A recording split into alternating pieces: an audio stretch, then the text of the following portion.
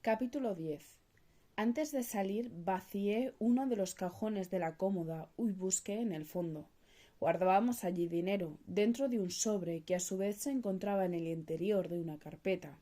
Había libras esterlinas, unos cuantos cientos, y dólares en un fajo de billetes de 50, más 2000 pesetas de las nuevas, las que se emitieron después de la guerra. No sabía cuánto iba a necesitar, me lo llevé todo, por si acaso. Pedí a Mustafa, el conductor del hotel, que me llevara de nuevo a Jerusalén, a las calles transitadas y al bullicio de la gente. A lo largo del trayecto me mantuve con la presión agarrada a las tripas. Detrás de cada promontorio y dentro de cada furgón intuí una amenaza. En cada joven que nos cruzábamos imaginé a un terrorista.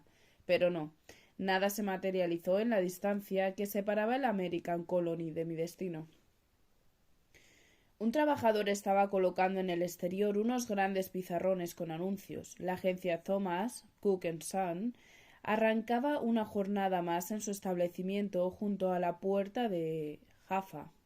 Casi 30 años habían pasado desde que el general Allenby tomó Jerusalén en nombre de su grandiosa majestad, y desmontando su caballo en señal de respeto, atravesó a pie aquella magnífica entrada de la muralla, dejando así marcado el inicio del mandato.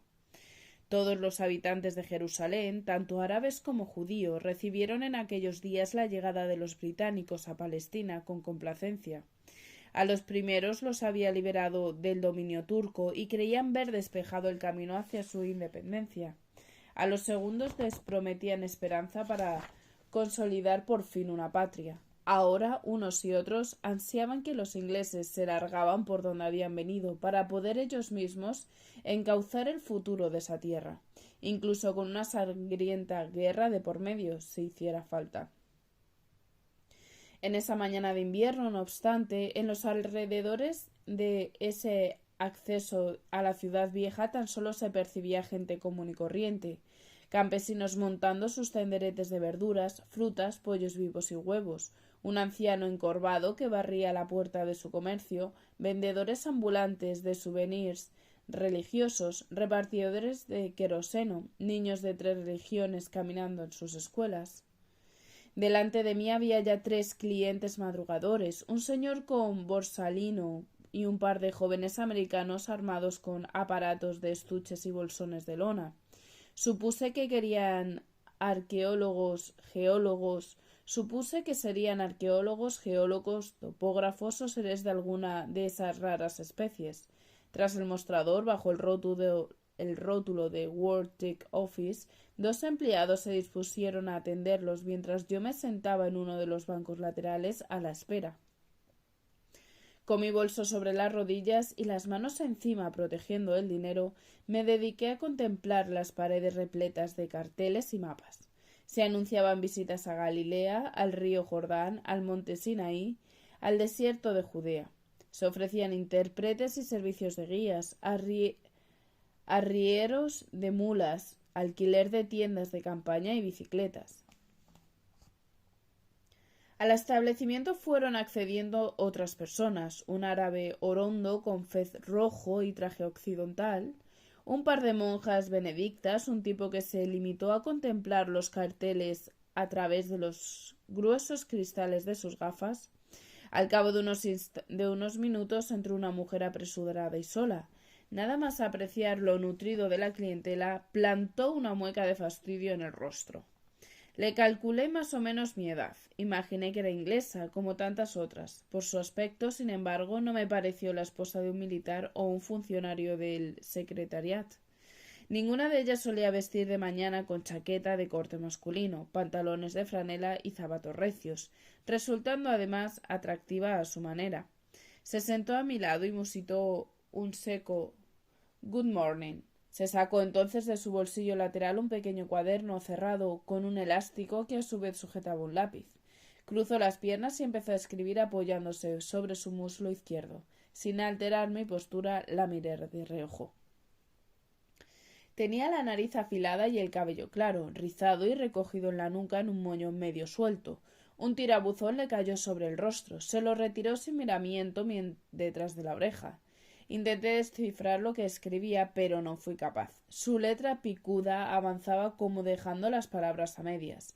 Había llenado media página cuando alzó la mirada. Los empleados seguían atendiendo a los primeros clientes. Nada había avanzado todavía. Contrariada, hizo bailar unos segundos el lapicero entre los dedos.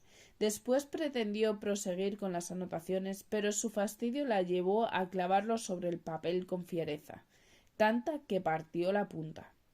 Protestó entre dientes y empezó a tantearse los bolsillos en busca de algo con lo que seguir escribiendo, pero no dio con nada. Sin razón alguna, casi inconscientemente, abrí mi cartera, esquivé el sobre de los billetes y dirigí los dedos hasta el fondo.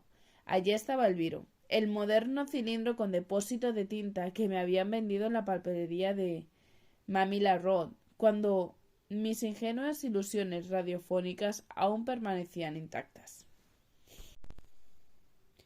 Lo saqué, se lo tendí. Ella volvió la cabeza y me miró sin agarrar todavía el instrumento. Usted no es inglesa, ¿verdad? No, pero sí mi marido. Ah, soltó. Entonces sí cogió el viro, musitó un parco thank you y continuó escribiendo. 5 o 6 líneas después se detuvo y me contempló de nuevo. ¿De dónde? Sonó áspera, casi exigente. Madrid, España, dije. Ah, murmuró otra vez. Esta vez su interjección mostró un poso de sorpresa. ¿Cuánto llevan en Palestina? Respondí sin titubeos. Llevaba el tiempo contado con precisión de minutero. Casi 8 meses. ¿Y tiene idea de cómo siguen las cosas por allí? Unos días antes habíamos recibido el envío semanal de prensa española que dejamos encargado antes de irnos. Nos llegaba a través de un amigo de Marcus de la embajada. Estaba por eso más o menos al tanto de lo que ocurría en mi país. No gran cosa, ciertamente. Me callé trivialidades que ella no iba a entender. Los triunfos de Manolete, el éxito de Garbancito de la Mancha, la moda de la canción Mi vaca lechera o el recital de los presos políticos de Carabanchel con las coplas de Juanito Valderrama.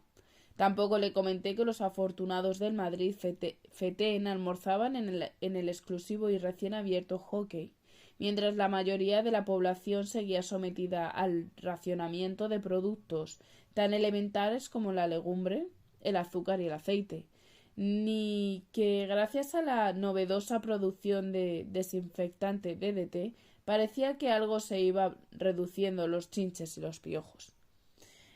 Lo medianamente interesante se lo resumo en unas frases escuetas. Se han retirado todos los embajadores extranjeros. ¿Y eso quién se lo cuenta? Preguntó inquisiva. ABC, ya, La Vanguardia.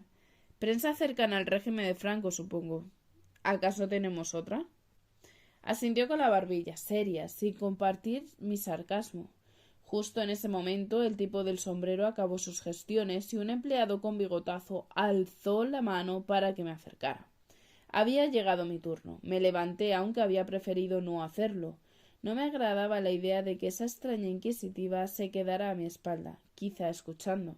No sabía quién era, igual una misionera laica o la esposa del empleado de alguna compañera extranjera o una simple turista de paso. Probablemente jamás volvería a verla. Aún así, lo que yo había ido a hacer a esa agencia de pasajeros era algo privado. Que llegara a los oídos de aquella mujer no me hacía la menor gracia. Viajes a España. Eso fue lo que pregunté, intentando elevar la voz tan solo lo imprescindible. ¿Viajes a España? Repitió el empleado con tono extrañado. ¿A España, Europa? Eso era lo que quería exactamente, opciones para irme a España, que me dijera cuál era la mejor forma. Una vez que tuviera claro cómo llegar hasta allí, ya iría yo a Tetuán por mi cuenta. El empleado frunció el entrecejo y se rascó el cogote pensando. Estaba claro que el mío no era uno de los destinos más comunes. Consultó entonces su mapa. ¿Gibraltar le servirá? Asentí de nuevo. Gibraltar me servía a la perfección. Mi recuerdo voló al día de nuestra boda en el Peñón, la austeridad del trámite, el crudo viento de levante soplando sobre el estrecho, la casi inexistente luna de miel en el hotel de Rock, tan efímera y tan solo duró una tarde, una noche y la mañana siguiente. Mientras la uña del empleado se deslizaba por un largo listado de compañías y lugares, algo se me revolvió por dentro. En Gibraltar había empezado mi matrimonio con Marcus y quizá allí también concluyera. No tenía la menor idea de cómo aceptaría él mi marcha, si la asumiría comprensivo o si la consideraría de abandono desleal y traicionero. El tipo del bigote consultó una segunda guía, después una tercera. Jerusalén, Cairo en tren o quizás avión, después Cairo, Alejandría, Famagusta, Chipre, La Valleta, Malta y por último Gibraltar en barco. Esa era la peor opción. Próxima salida, 5 de marzo, 65 libras esterlinas. ¿Desea que le tramite ya el pasaje o prefiere que se lo anote? Hice unas rápidas cuentas. Era solo cuestión de días y llevaba conmigo el dinero. El tipo se me quedó mirando, estático, a la espera. Giré el cuello y miré hacia atrás. Habían entrado en la agencia más clientes. Confirmé también que la anónima mujer del lápiz sin punta ya la estaban atendiendo. Entonces, señora, no fui capaz. Me falló la decisión. O el coraje. Lo miré sin responder. Percibí que tenía algunas canas en el bigote. ¿Se lo anoto mejor y se lo piensa? Me limité a doblar la cuartilla en la que apuntó la información, musité un flojo thank you very much y me di la vuelta. Me encaminé turbada a la salida, apretando el paso enfadada conmigo misma, por mi cobardía, por mi falta de entereza. Acababa de acomodarme en el asiento trasero del coche. Me disponía a cerrar la puerta cuando una mano se plantó en lo alto, frenándome. No le he devuelto su viro, dijo mientras me lo tendía. Ahí estaba de nuevo la extraña impertinente. Lo agarré y musité gracias. Disculpe mi discreción, pero he creído oír que tiene previsto marcharse a su país. ¿Será eso pronto? Me mordí la lengua para no preguntarle. ¿Y a usted qué le importa? No me dio opción. Siguió hablando. Verá, hay algo que querría proponerle, si aún se queda un tiempo. La miré sin disimular mi desagrado. Todavía no lo tengo decidido, respondí con aspereza. Mi escasa empatía le importó un pimiento. Infatigable, volvió a la carga. ¿Ha trabajado usted alguna vez? No entendí la pregunta, o mejor dicho, la entendí literalmente, pero me pareció tan intrusiva que vacilé unos instantes. ¿For a living quiere decir para ganarse en la vida? Asintió, seguía mirándome a los ojos directa. Los suyos tenían un raro tono azul oscuro, casi metálico. He trabajado, sí, muchos años. Me arrepentí de inmediato. No le había dado ningún dato concreto. No mencioné mi profesión de modista, mucho menos mis colaboraciones clandestinas. Con todo, me reprendí por no haberme mordido la lengua. Ajena a mis elucubraciones, ella metió la mano en un bolsillo de la chaqueta. No encontró lo que buscaba y lo intentó en el otro. Sacó finalmente una tarjeta algo sobada. Soy Frances Nash, reportera canadiense, dijo ofreciéndomela. Después empezó a atarse una bufanda gris al cuello, con un nudo prieto. Me gustaría poder hablar con usted. Ahora ando con prisa, pero si me deja un aviso en este número, iré a verla al lugar que me indique a la hora que más le convenga. Sin esperar una respuesta, se giró hacia un jeep sin capota aparcado unos metros. No había conductor alguno en aquel vehículo desprotegido. Ella misma se puso al volante.